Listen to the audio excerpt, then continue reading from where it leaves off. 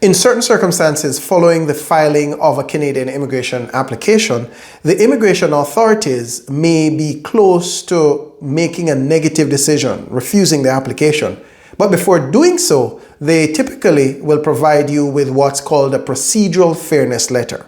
This letter allows you an opportunity to respond to the officer's concerns before they make a decision. But how do you respond to a procedural fairness letter?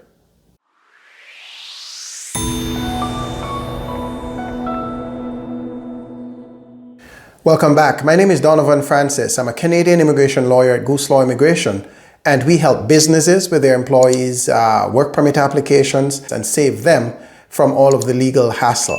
In this video, I want to spend some time talking about the Procedural Fairness Letter, which is a letter issued by the immigration authorities to applicants who have active immigration applications and which have issues that are of concern to the immigration authorities and which potentially may lead to the refusal of those applications.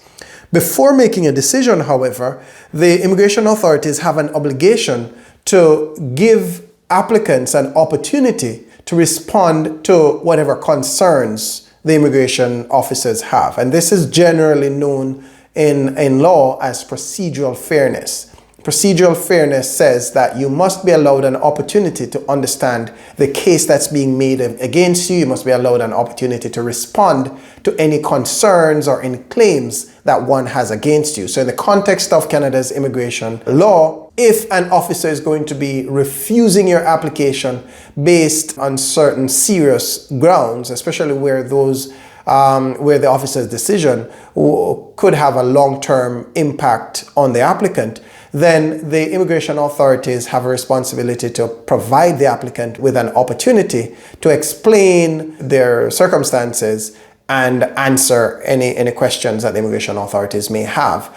And so oftentimes, when one has an application in process, such as, say, a spousal sponsorship application, and there are concerns around the genuineness of the marriage or of the relationship where they're unmarried, if they've not been together for a significantly long time, or if the officer has doubts about whether or not the marriage is legitimate and was entered into for genuine reasons, then the officer may have questions, and before making a decision, the officer may likely issue this letter, this procedural fairness letter. In other situations, where there is a risk of misrepresentation, where the applicant has either stated something that has been found to be inaccurate or where the applicant has withheld information that could otherwise have been impactful on the application, then in those kinds of circumstances, because of the risk that comes with a misrepresentation, the immigration authorities would have a responsibility to issue an opportunity to the applicant to respond. And this is issued in the form of a procedural fairness letter. And there may be other circumstances as well, if one has had certain criminal issues in the past or medical issues in the past, those may be situations in which a procedural fairness letter may be issued, or other circumstances, right? So it may vary.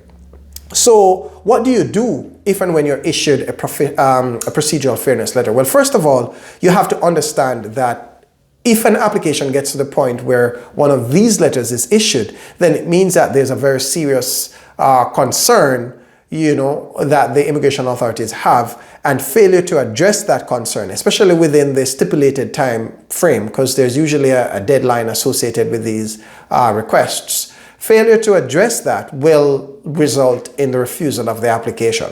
And so the procedural fairness request has to be treated with a great degree of urgency and importance.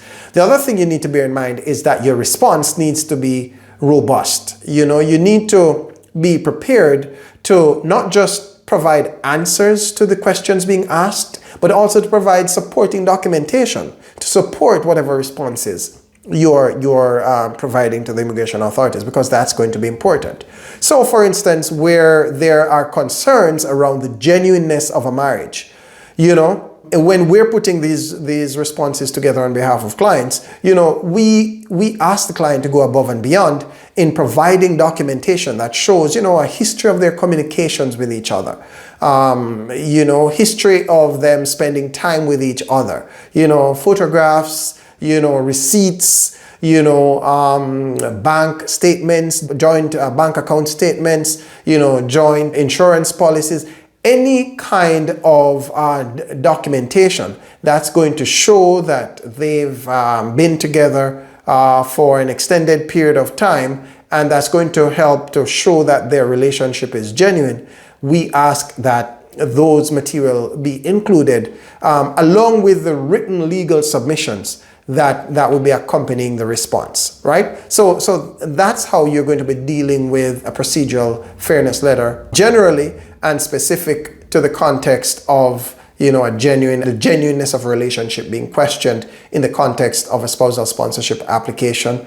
In other circumstances, if there's a question around one's medical situation that potentially could lead to them being inadmissible on medical grounds, you want to be sure that you understand the concerns being raised. You want to be sure that you are clear on the reason why the person is being deemed potentially medically inadmissible, and then be prepared to address those concerns. If the concern has to do with a fear by the immigration authorities that the person's illness will pose an excessive demand on Canada's healthcare services, then you must be prepared to show that actually the contrary is true. Maybe the treatment costs for this person's illness are not significant enough to exceed the minimum allowable amount by the Canadian immigration authorities. But whatever the explanation, there needs to be supporting documentation. So maybe something from your current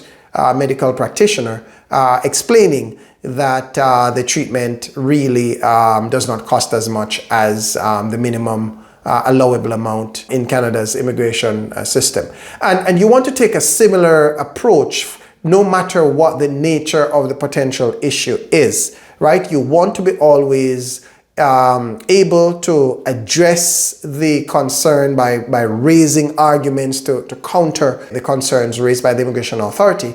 But secondly, you want to also ensure that you have additional supporting documentation to help bolster whatever arguments you'd have been including in your legal submissions. At the end of the day, it is crucially important that if and when a procedural fairness letter has been issued to you, then it is something that has to be treated with the utmost importance and the utmost urgency, because failure to do so will lead to your application being refused and could potentially have even more far-reaching long-term impacts. Okay? I trust you found value from this. As always, remember to like our video so others will see more videos like this. Subscribe to our channel and check us out on go.gooselaw.com. Thanks. See you again.